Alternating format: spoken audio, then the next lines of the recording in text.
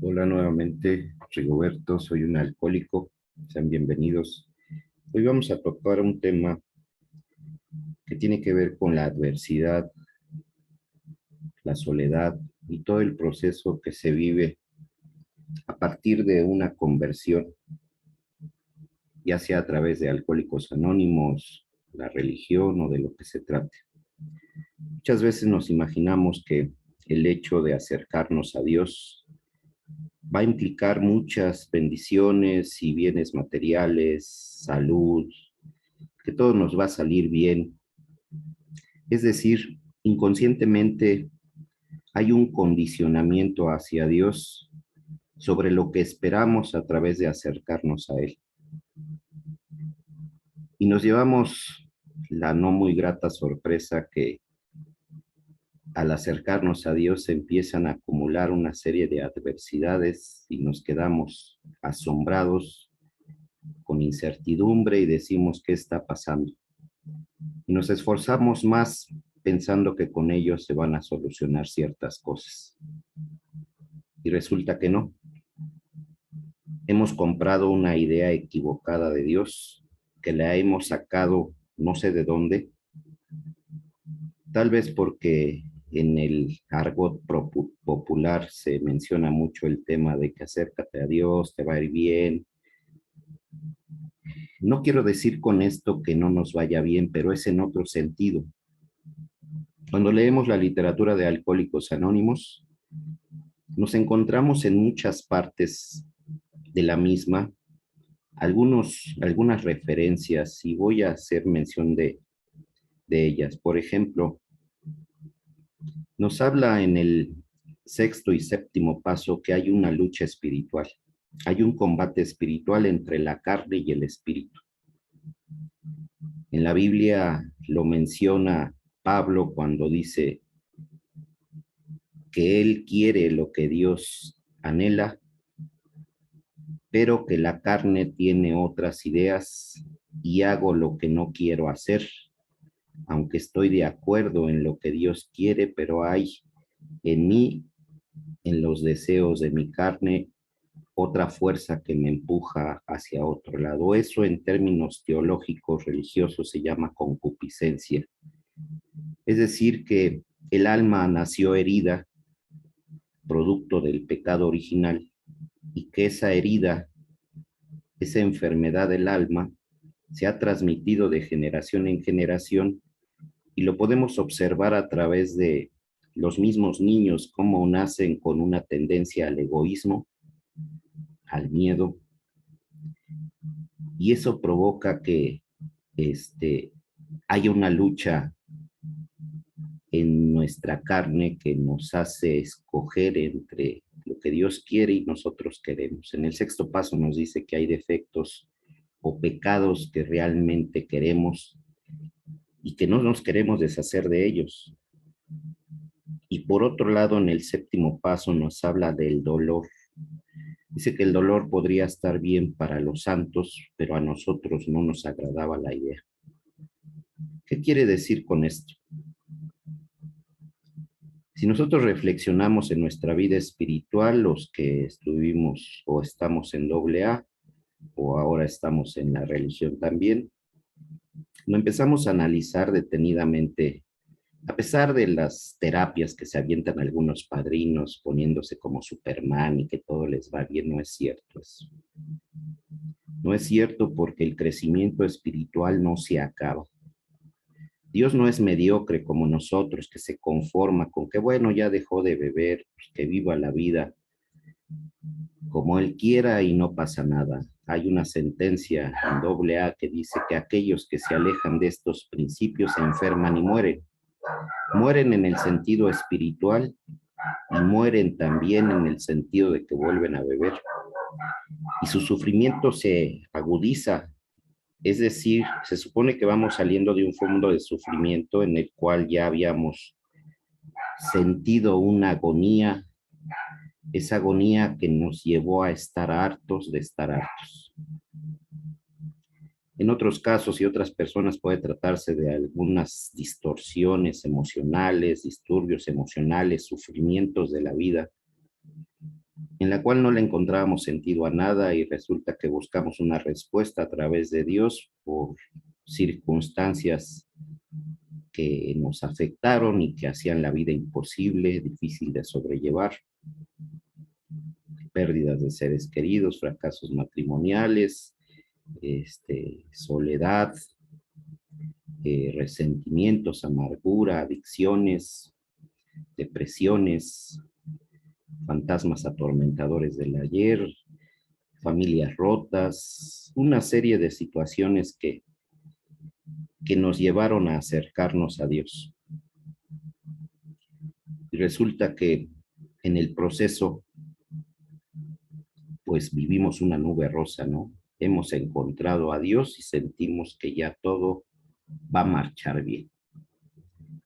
El sufrimiento viene no tanto de parte de Dios, porque en realidad nosotros estamos peleándonos con nosotros mismos en cuanto a lo que es nuestros defectos arraigados y lo que Dios quiere. Y esa lucha interna nos lleva a sufrir.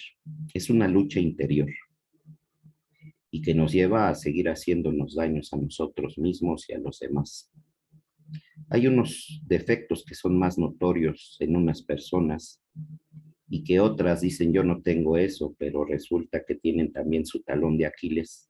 Tenemos nuestros talones de Aquiles y aunque nos admiramos de que no tenemos esos defectos de carácter tan notorios y escandalosos, pues resulta que tenemos otros y los tratamos de esconder. Llega un momento en el crecimiento espiritual que hasta ya nos sentimos padrinos 5 estrellas o muy evolucionados espiritualmente, dejamos de apadrinarnos, dejamos la oración, la hacemos y pensamos que con eso es suficiente, empezamos a dedicarnos 100% al servicio y a dar la clase. Tenemos todas las respuestas. Es una etapa del crecimiento espiritual que todos pasan, incluidos aquellos que se acercaron a Dios a través de la religión, y es una etapa de la purificación del alma, donde se tiene que purificar la soberbia espiritual. Esa soberbia espiritual que muchas veces se disfraza de una humildad, en la cual tenemos que descubrir las intenciones que hay en el corazón.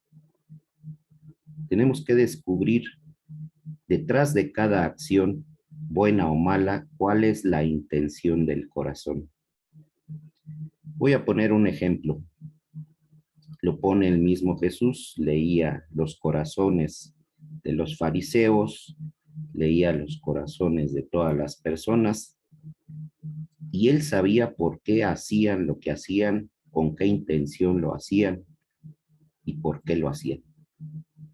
Por eso antes de que hablaran los señala Jesucristo y les dice: fariseos, ustedes hacen muchas oraciones y se juntan en las esquinas para que vean que ustedes oran, pero lo hacen por vanidad. Ahí está la intención del corazón. Yo puedo hacer muchas cosas espirituales, pero ¿realmente estoy haciendo lo que Dios quiere? Me he detenido a escuchar la voz de Dios para saber qué es lo que quiere exactamente de mí. Puedo decir que ni siquiera sé escuchar a Dios. Y no lo sé escuchar porque no tengo los elementos suficientes para poder escuchar y discernir. Me dedico a hacer lo que creo que es correcto, no analizo lo que hay detrás de esas intenciones. Voy a poner un ejemplo. Imaginemos una ahijada que se acerca mucho a nosotros y nosotros tratamos de ayudarla, pero además nos gusta esa ahijada y empezamos a darle una sobreatención. A primera vista podemos ver que el padrino es muy servicial, pero en el fondo, ¿cuál es la intención del corazón del padrino? Y no solo del padrino, de cualquier persona, ¿no? Esos son pequeños ejemplos en los cuales podemos basarnos. El alma tiene que pasar por una purificación después de su conversión.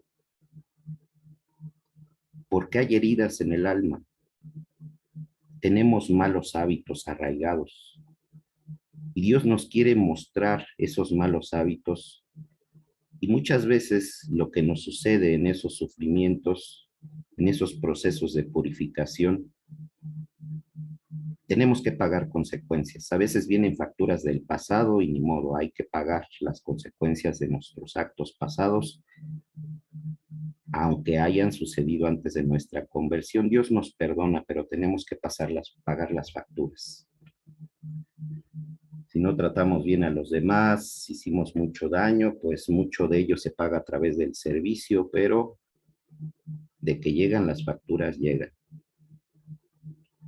Y bueno, aquí el asunto es que tenemos que descubrir que todo ese sufrimiento es consecuencia de nuestra resistencia a de verdad poner nuestra vida y nuestra voluntad al cuidado de Dios y depender de Él. Dice en el tercer paso que, pues en lo que se refería a la bebida, estábamos dispuestos a entregar nuestra vida a Dios, pero en los demás aspectos de nuestra vida no. Es decir, no queremos perder el control. Quiero controlar. Y esa necesidad de control se tiene tan arraigada que la hemos desarrollado desde pequeños.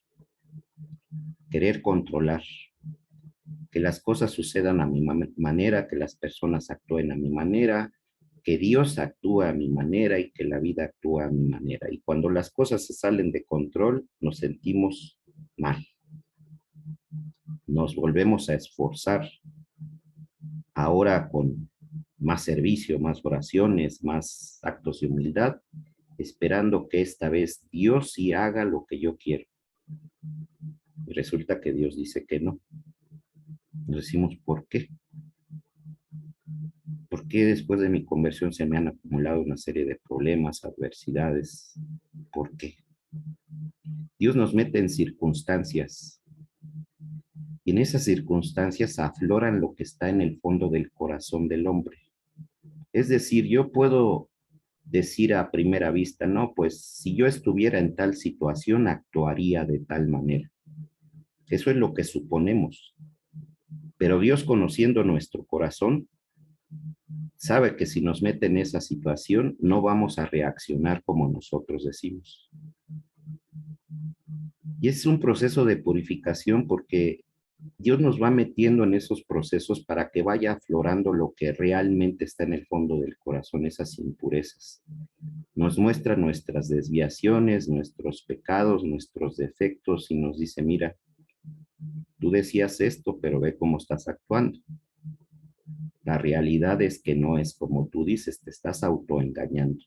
Y como yo sí conozco tu corazón, te estoy mostrando esas deficiencias de tu corazón para que trabajes con ello. En realidad, tenemos que descubrir la mente de Dios, descubrir cómo piensa Dios. La realidad es que los 12 pasos nos acerca en un sentido a conocer un camino espiritual que nos lleve a Dios, lo dice el tercer paso. Lo que queremos es que Él entre y los 12 pasos, los pasos restantes nos abren la puerta para que se logre que una real y verdadera dependencia de Dios.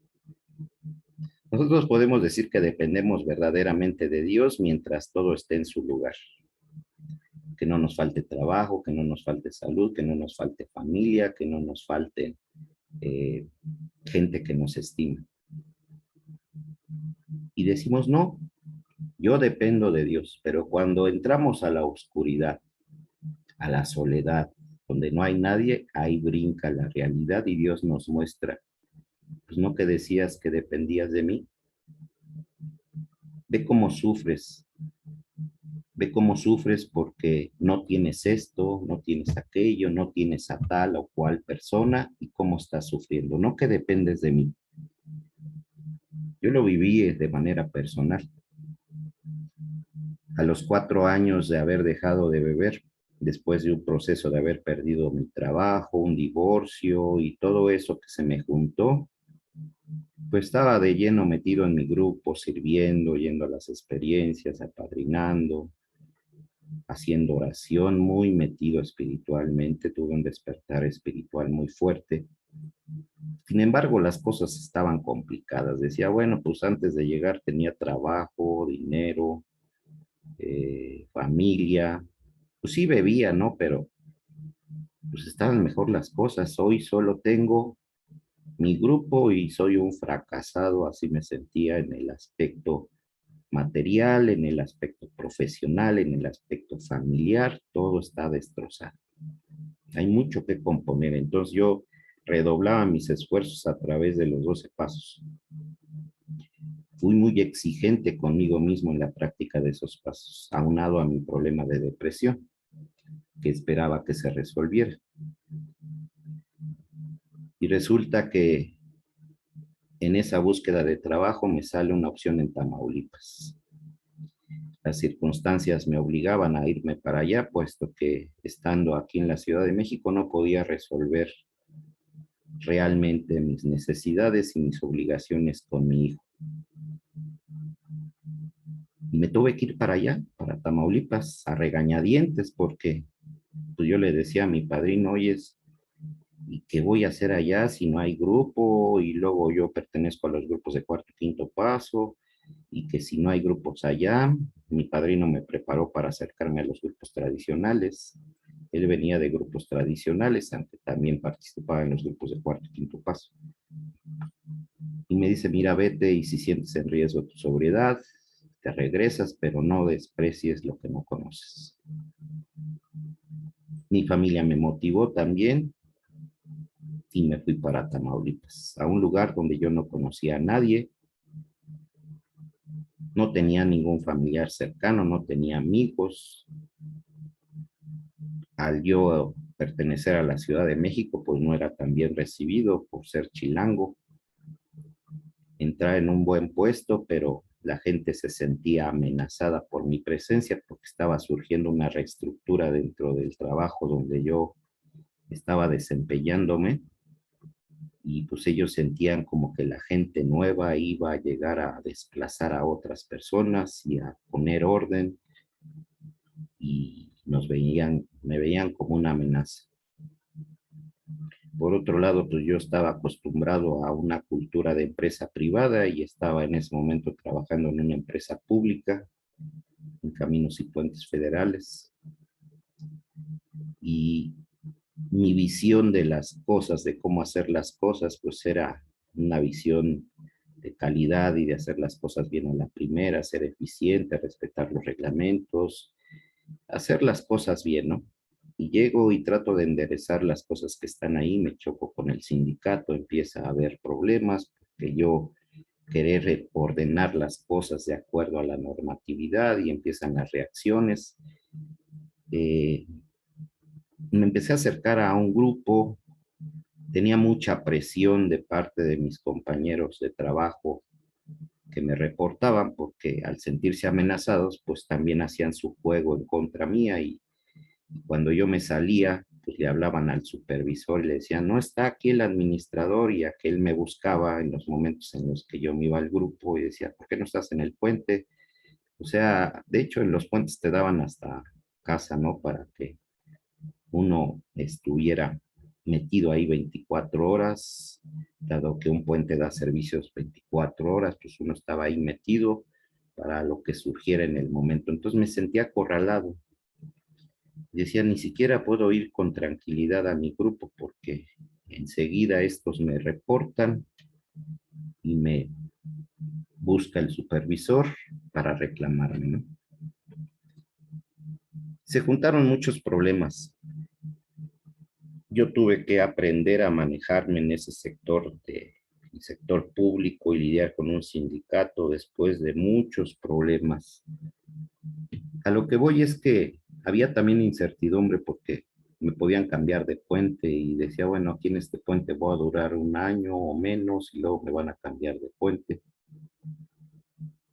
Y voy a ser un errante de ciudad en ciudad. Y si yo quiero formar una familia, ¿qué va a pasar?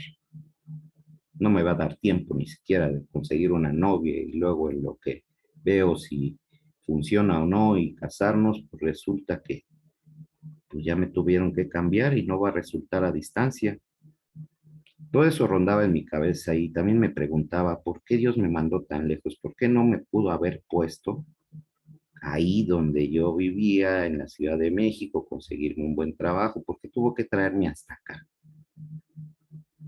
Me sentía solo en un lugar desconocido, con una cultura diferente, muchas cosas en contra, aparte de mi enfermedad que les compartí en otros videos donde la depresión se hacía presente. Y pues me sentí entre hipócritas porque pues estos me sonreían y me atendían muy bien ahí en el puente, pero por la espalda me daban unas traiciones bien fuertes o inventaban cosas o no me reportaban cosas y explotaba la situación y mi jefe me preguntaba cosas que no me habían informado estas personas y me iban a visitar personas y no me avisaban que ahí estaban esperándome. Muchas adversidades, muchas adversidades. Extrañando a mi hijo, extrañando a mi grupo, a mis compañeros del grupo, extrañando a mi madre, a mi familia, y diciendo yo, ¿qué hago aquí? No le encuentro sentido a lo que Dios está haciendo. En el 11º paso habla de que a veces sentimos que la mano de Dios es injusta y pesada y que nos cuesta trabajo rezar. Y sí es cierto, llega el momento en que le dices a Dios, oye, pues yo no estoy de acuerdo. Querías que te sirviera y te estaba sirviendo y resulta que ahora me traes para acá y no puedo ni siquiera ir con tranquilidad al grupo. ¿De qué se trata? ¿Cuál es el propósito? Se empezó a desarrollar una ansiedad tremenda, una incertidumbre hacia Dios, decir yo no entiendo lo que quieres ni para qué lo quieres. No encuentro el propósito en todo esto que estoy viviendo. ¿De qué se trata? Y dentro de mí dije, bueno, voy a aguantar aquí hasta donde más pueda y si no, pues ya me regreso. Pero yo no quería, el orgullo me impulsaba a decir, no, ¿a qué te regresas? A ir otra vez al amparo de tu madre sin poder resolver las necesidades de tu hijo, teniendo un trabajo que no te resuelve económicamente nada. Con eso que ganabas apenas podías resolver un tema de cigarros y de ir al grupo y mandarle muy poco dinero a tu hijo y pues luego depender económicamente de la familia. Yo decía, ese escenario no es bueno. Tiene que haber un sacrificio y voy a aguantar lo que más pueda. Pues me tronaron los nervios simplemente de tanto cúmulo de situaciones. Llegué a pelearme con Dios y decirle, ¿sabes qué? Yo ya no te sirvo porque no me gusta lo que me estás dando. Yo tenía una idea equivocada de lo que Dios te ofrece a través de, un, de acercarme a Él y pensaba que todo iba a ser color de rosa, que iba a encontrar el paraíso en la tierra, que iba a prosperar con salud, con familia, con dinero, que todo me iba a salir bien porque ya me estaba portando bien. Entonces decía, yo me merezco que Dios me compense el que yo me estoy portando bien porque mi vida debe de ser mejor que lo que era antes, cuando estaba lejos de él. Me acuerdo que mi padrino me decía, sácale provecho a la soledad y yo decía, me caía gordo el padrino porque decía, ¿cómo que sácale provecho a la soledad? Pues a quién le gusta estar solo. Es absurdo eso que me dice el padrino. Y también me decía, cuidado con lo que le pides a Dios. Fíjense que yo desde muy temprano en el programa, cuando leí el sexto paso y decía que Dios nos puede liberar de defectos de carácter y que nos ponía el reto, el sexto paso de crecer a imagen y semejanza de nuestro Creador. O sea, está hablando de crecer a un nivel espiritual fuerte, no está hablando de cosas pequeñas. Dice, pues si eres conformista y creces hasta donde creas, pero Dios te va a llevar a otros niveles aunque no quieras. Y yo me metí en la cabeza de que se podía alcanzar un grado de santidad a través de una práctica perseverante de los pasos. Sabía que no era de la noche a la mañana. Era un objetivo vanidoso, finalmente, no era parte de la soberbia. ¿Por qué? Pues porque había visto muchas manifestaciones de Dios en las experiencias y ya me sentía como una especie de apóstol, ¿no? Que expulsaba demonios, sanaba enfermedades en el nombre de Cristo y pues la vanidad se hace presente muy silenciosamente, a decir, pues he hecho tantos inventarios, hago mucho servicio, hago mucha oración, ayuno, me entrego 100% al servicio. Yo no soy como esos padrinos que hacen su servicio de apadrinamiento a los ahijados cuando hacen su inventario y que lo hacen en 4 horas como si fuera tortillería, ¿no? Sale uno, sale otro, sale otro. Yo me aventaba 12 horas en los apadrinamientos y ayudando desde el viernes hasta el domingo y apadrinado, ¿no? Siempre, para no andar cargando cosas de lleno en la oración. Sí, recibí muchas manifestaciones místicas y muchas manifestaciones de Dios, eh, muchos combates espirituales con el maligno y cosas así, en casos que yo ya me había metido en la cabeza que yo era un semisanto, ¿no?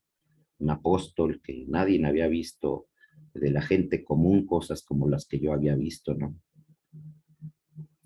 Eso te va envaneciendo. Entonces te empiezas a crear una idea de que puedes llegar a ser santo. Y si lo puedes llegar a hacer, es un mandato de Dios, ser santo como yo soy santo, pero al alcohólico le cuesta mucho trabajo esas cosas. Y de por sí, con trabajo, si se mantiene sobrio y luego que se meta en la cabeza esas cosas, pues empieza a ser una carga, aunque sí es posible. Pero eso depende más de Dios que de uno. En algún momento le dije a Dios, ¿sabes qué? Yo quiero de verdad depender de ti. En esas oraciones emocionantes y emotivas que uno hace, donde se entrega completamente a Dios, yo te quiero servir, Señor, haz de mí lo que quieras y pongo mi vida y mi voluntad bajo tu cuidado y dirección. Tú eres lo más grande de mi vida.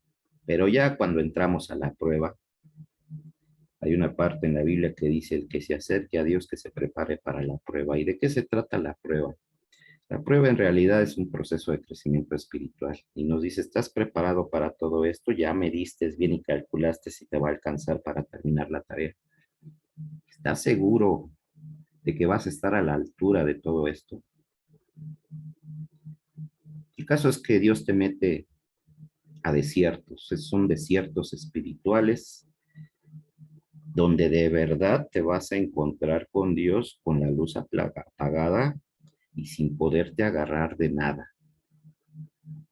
Porque lo que te quiere demostrar es que su gracia opera no a través de que te sientas seguro por lo que tienes, por las personas, que no te sientas seguro a través del dinero, del prestigio, del poder, del placer, de que las cosas sean a tu manera, de la salud. Él empieza a romper todas tus dependencias, te empieza a mover todos tus cimientos, a modo de que no tengas de qué agarrarte y digas o me agarro de Dios o de qué me voy a agarrar, o pierdes tu fe y le das la espalda a Dios y le dices, ¿sabes qué? No era lo que yo esperaba, no me concediste lo que yo quería. En el fondo es querer manipular a Dios, no me porto bien, pero me das esto. No es así como funcionan las cosas con Dios. Seamos alcohólicos anónimos y tengamos unos 12 pasos. Dios nunca se va a conformar con que estemos a medio camino, ¿no? O le entras bien o renuncias y te vas al mundo otra vez, ¿no? Y eso sucede no solo en los grupos, sucede en la religión. Entonces debemos de entender el proceso y el porqué de las cosas, no verlo a través de la mirada mundana. ¿Cómo voy a tener un discernimiento de las cosas que me suceden si no conozco a Dios? Digo, lo conozco, dice que tenemos un concepto de Dios, por muy limitado que sea, que nos permite acercarnos a Él, pero dice, aunque sea muy equivocado o inadecuado ese concepto que tengamos de Dios, lo cual significa que a la altura del 11º paso nos dice, ahora queremos descubrir su voluntad. No se trata de la mía, de mi voluntad, de lo que yo quiero, no se trata de mis planes, ni de mis proyectos, ni de mis anhelos, ni de mis esperanzas. No se trata de lo que yo quiero, porque muchas veces mis oraciones están plagadas de peticiones egoístas, egocéntricas, disfrazadas de humildad, una humildad que no existe. Es como ser lambiscón con Dios para que Dios me conceda lo que yo muy humildemente le estoy pidiendo. Y no sale ni me enojo. Aquí se trata de descubrir la voluntad de Dios y conocerlo mejor. Nos lo invita a los mismos pasos. ¿Y cómo vas a saber discernir espiritualmente las cosas que Dios quiere? ¿Cómo voy a saber qué piensa Dios? ¿Cuál es la visión de Dios? ¿Cómo voy a poder analizar los acontecimientos que me suceden a mí y a otros si los sigo analizando a través de los ojos del mundo, de lo mundano? Entonces necesito conocer a Dios. Que se quite ese velo, que se revele Dios, se recorra la cortina y ese Dios, como cada quien lo concibe, descubra su nombre, quién es, cómo piensa y lo que quiere. Claro que en los pasos no nos van a decir exactamente de quién estamos hablando, pero cualquiera que tenga un conocimiento sensato se dará cuenta que está practicando principios cristianos que vienen de los grupos Oxford, solamente un ciego no lo ve. Y si practicando esos pasos cristianos y un buen resultado, se debe de entender por sentido común y lógica de quién estamos hablando. Se recorre el velo y para mí, en mi caso personal, pues está Jesucristo, ¿no? Cada quien tendrá su propio concepto, pero para mí fue ese. Y este fenómeno se empezó a dar porque en las experiencias pues llevaba la Biblia, todo el mundo lleva algo, no la Biblia, etcétera. Entonces yo me la ponía a leer y encontraba cosas muy especiales que me hacían vibrar. Y el problema es que uno interpreta las cosas a su manera, cree que uno le entiende a la Biblia y empieza uno a decir disparates. Y el mismo 11º paso nos dice que es peligroso conducirse solo en terrenos espirituales, que cuántos han justificado actos que creen que vienen de la voluntad de Dios y están lamentablemente equivocados y empiezan a hacer tonterías, ¿no? Pues tiene que haber un discernimiento espiritual y eso no es nada más de agarrar la Biblia, le entiendo y mi conocimiento de los pasos y mi experiencia me hace pensar que Dios quiere esto. No funciona de esa manera. Para eso hay niveles de oración y eso lo tocaré en otro tema, porque muchas veces hacemos oración pero no sabemos escuchar a Dios. Nada más le decimos lo que queremos decirle y Dios nos quiere decir algo y nos levantamos y nos vamos y pensamos que ya hicimos oración y más bien fue un monólogo. El problema es que le decimos a Dios lo que queremos, pero el paso 11º nos dice que tenemos que descubrir su voluntad para con nosotros. Es decir, renunciar a nuestras peticiones.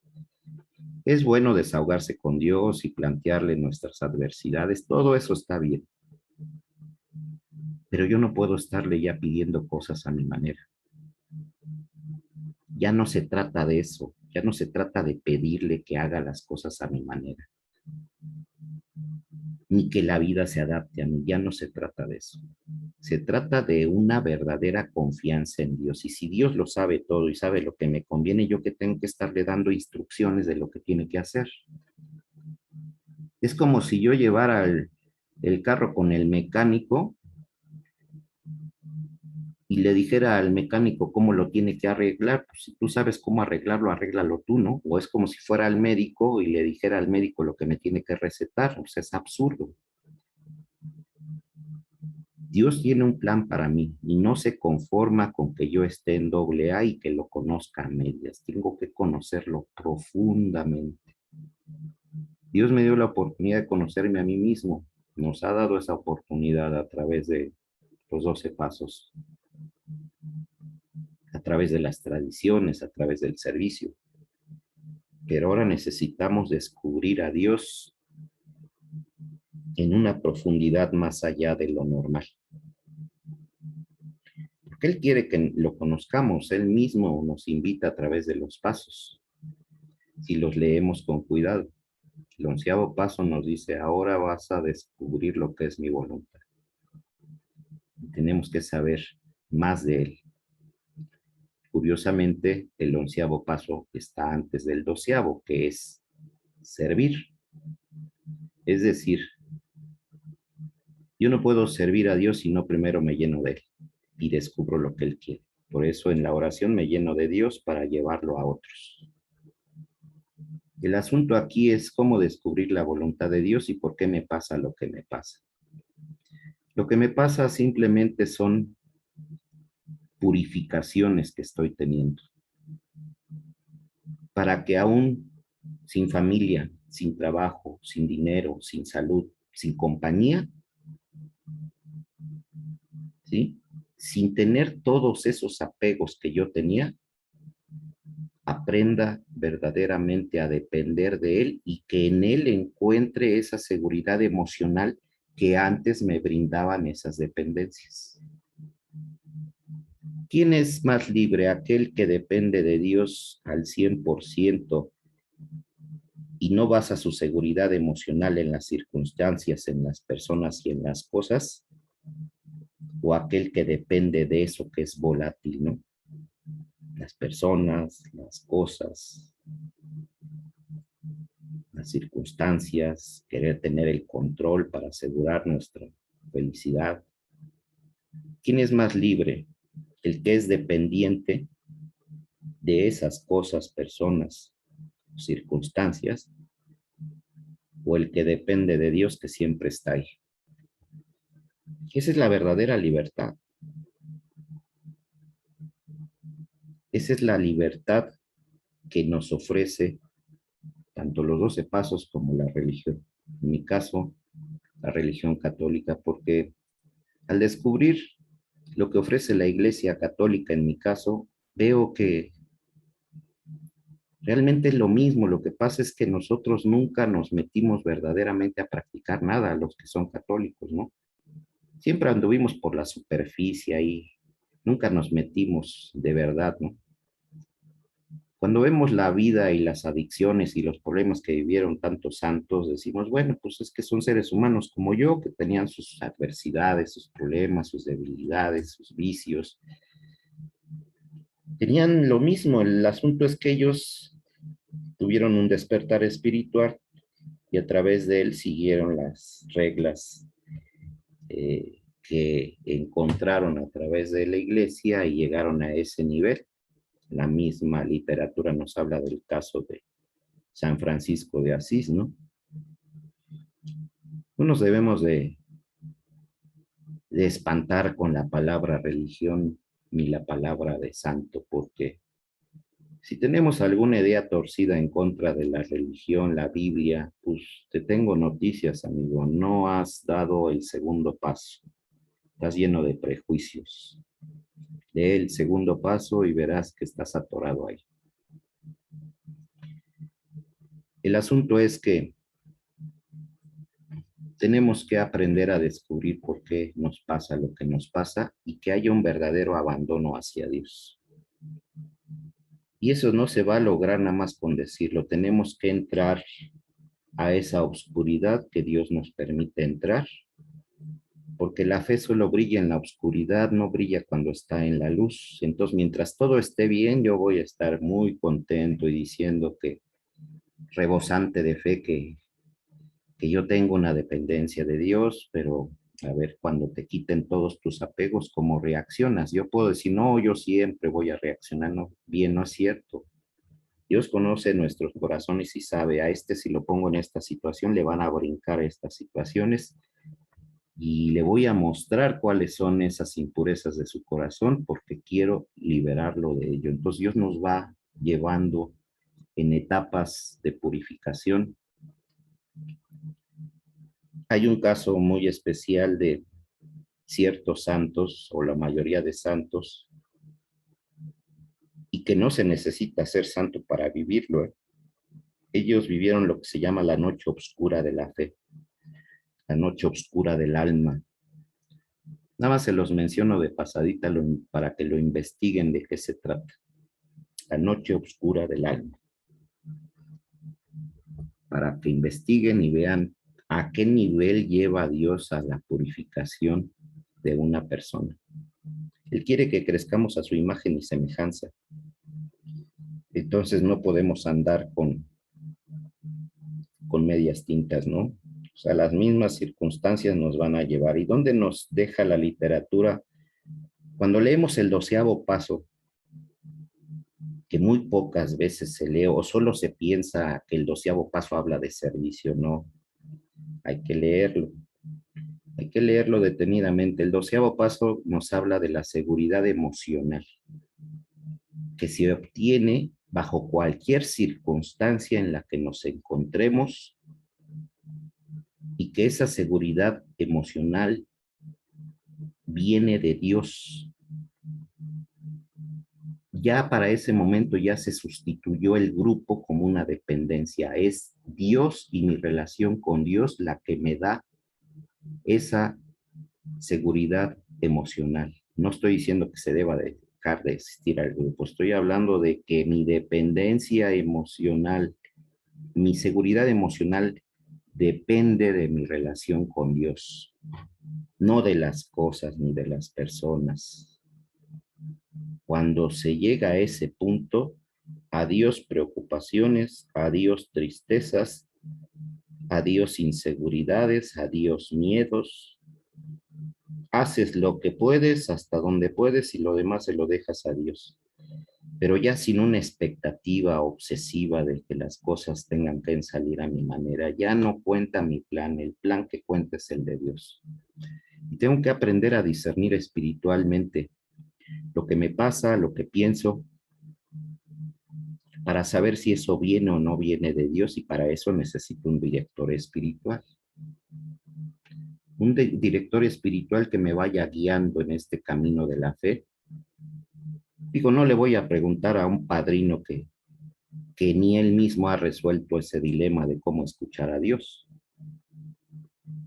La verdad es que hay muchos padrinos, pero no todos me van a servir en todos los temas. Tengo que preguntarle al que sabe.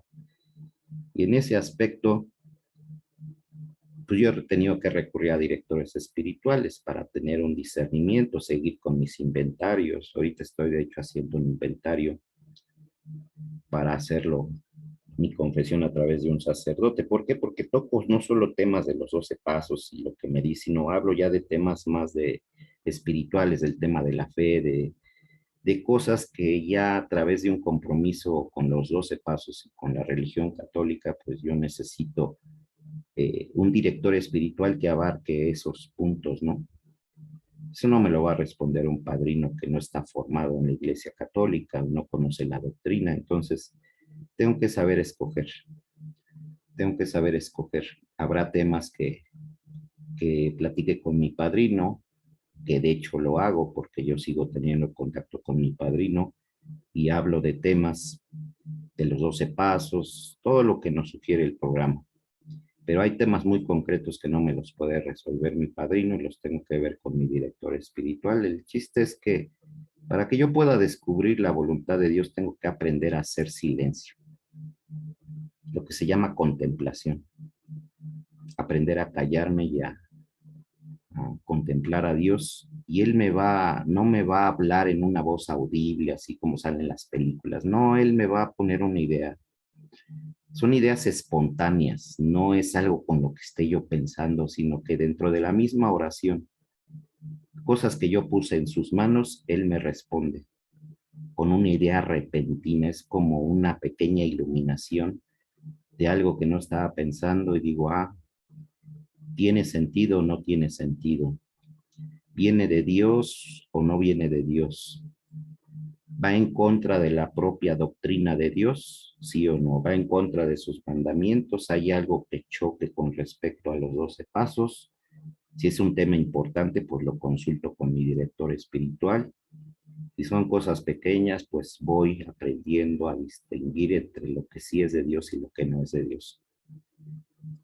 Entonces yo tengo que comparar lo que dice Dios con lo que yo pienso, a ver si está de acuerdo, ¿no? Eso que creo que viene de Dios. Yo me puedo imaginar muchas cosas. Dios quiere esto para mí, Dios quiere esto para tal persona, y son puras suposiciones mías y son más bien, más que nada, deseos que en el interior de uno son deseos egoístas para que las cosas se acomoden a mi manera, y eso no necesariamente viene de Dios, viene más bien de mi egoísmo, de que querer seguir teniendo el control, que las cosas sucedan a mi manera, que la gente actúa a mi manera, y así no funcionan las cosas. Entonces tengo que tener una agudez muy especial para distinguir la voluntad de Dios y entender que cuando paso por sufrimientos, adversidades, todos esos males aparentes, Dios los usa para mi crecimiento espiritual. Por eso dice en el 11º paso que descubrimos que Dios obra de una manera misteriosa los prodigios que realiza, ¿no? Es decir, que nosotros no alcanzamos a entender de momento el por qué tiene que ser así. Es como cuando vamos en una curva que dice, pues yo no sé a dónde me lleva, pero esto se ve muy mal y no veo el final a dónde me va a terminar llevando esa curva. Pero resulta que al final, cuando ya salgo de la curva, digo, ah, pues era para esto. Y eso que era un mal resultó en un bien. Cuando ya dependes de Dios, ya no hay cuestionamientos ni exigencias, ya hay un abandono. Haz de mí lo que quieras, pero lo dices de verdad, no lo dices a regañadientes. ¿Por qué? Porque llegaste a decirlo en esa soledad donde ya no había de dónde agarrar. Señor, pues yo ya no sé ni qué quieras, pero haz de mí tu voluntad. Yo no necesito entenderte el por qué ni el para qué, pero ya no me queda de otra. Me llevaste a un punto en el que no me queda de otra. O confío en ti, me abandono a ti, o voy a tronar completamente y me voy a ir a la desilusión y al desamparo. Por eso es peligroso cuando en terrenos espirituales condicionamos inconscientemente a Dios y le decimos, aunque no se lo decimos, pero en el fondo Él sabe que tenemos esas ideas ahí, por eso nos mete a esos procesos.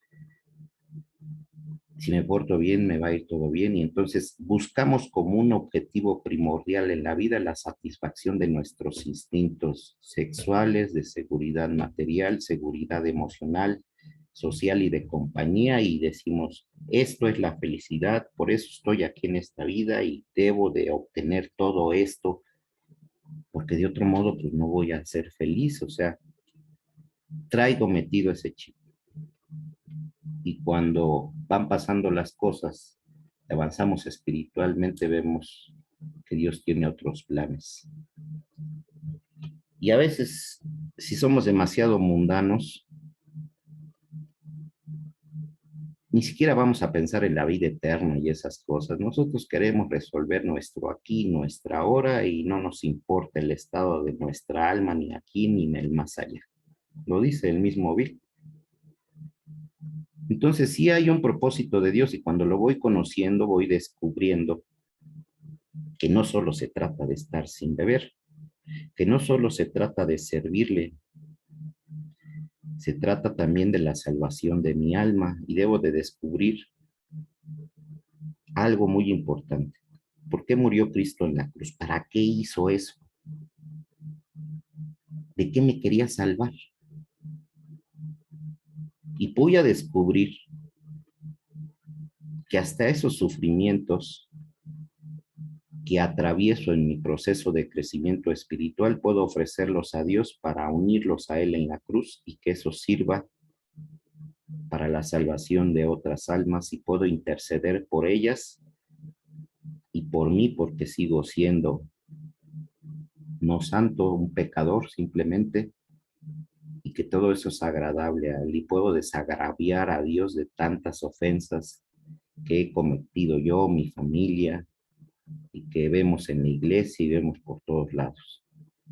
Eso ya cuando llegas a a crecer más espiritualmente porque ya hay un abandono completo a Dios. Te das cuenta que hasta el sufrimiento tiene un propósito. Dice Bill que no es necesario cargar una cruz ni soportarla. Ahí yo creo que se refiere a otro tipo de aspectos, pero Bill cargó con su cruz la depresión, no lo abandonó y se quejó de ello. El chiste es aprenderse a no quejarse. Por eso es precisamente a lo que se refería Bill, que no se trata de cargar una cruz y que estar sufriendo por ello. Pero sí hay cruces, claro que las hay, nos gusten o no. Aquellos que lean la vida de cualquier personaje de la Biblia, descubrirá que Dios no le concedió todo lo que querían y que aparte aprendieron a vivir esa adversidad que provoca el servir a Dios y que además lo hicieron con alegría, a diferencia de yo que me quejo, ¿no? Pero ellos también en su momento se quejaron. Ahora pónganse a pensar algo, ya hablando en términos más teológicos y espirituales. Existe el mal como tal en mí por la tendencia al pecado, ¿no?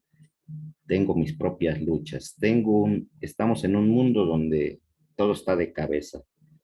O sea, sabemos que Dios no solo existe para los alcohólicos, existe para todos, porque todos estamos tronados de un modo u otro. Nosotros con el tema del alcohol, pero otros con otros temas. No porque no beban significa que vivan bien, ni vivan a la altura de lo que Dios quiere. Y por otro lado está el maligno. Yo les pregunto, a aquellos que se acercaron y se entregaron a Dios, y aquellos que no se han acercado y no se han entregado a Dios, ¿dónde creen ustedes que va a atacar más el maligno? ¿A los que están dormidos o a los que están despiertos? Y Dios permite esos males. Y permite esos males porque sigue siendo parte de un proceso de purificación y una prueba de fe. El demonio quiere que pierdas tu fe, que pierdas tu confianza en Dios, que tires la toalla. Dios está probando tu fe, a ver si es cierto. Sin embargo, no te abandona, lo acompaña la gracia que le vas pidiendo en el proceso. Entonces, todo tiene que ver con crecimiento, todo tiene que ver con crecimiento. El punto aquí es, ¿quieres dejar de sufrir? No tengas apegos. Depende de Dios y a través de Él encuentra esa seguridad que solo Él te puede dar. Porque te puede faltar todo, la familia te puede traicionar, aquellos en los que confiabas te pueden abandonar. Todo es falible y volátil en esta vida. Un día estás arriba, otro día estás abajo, un día tienes salud, después estás enfermo, un día la familia está contigo, después ya no hay nada. Y todo eso es volátil. Lo único que es seguro es Dios. Tú mismo eres volátil, eres voluble. Tú mismo te traicionas. Dices una cosa y haces otra. Entonces, si todo es volátil, lo único que es seguro es Dios. Y ahí vas a encontrar la paz y la alegría de vivir.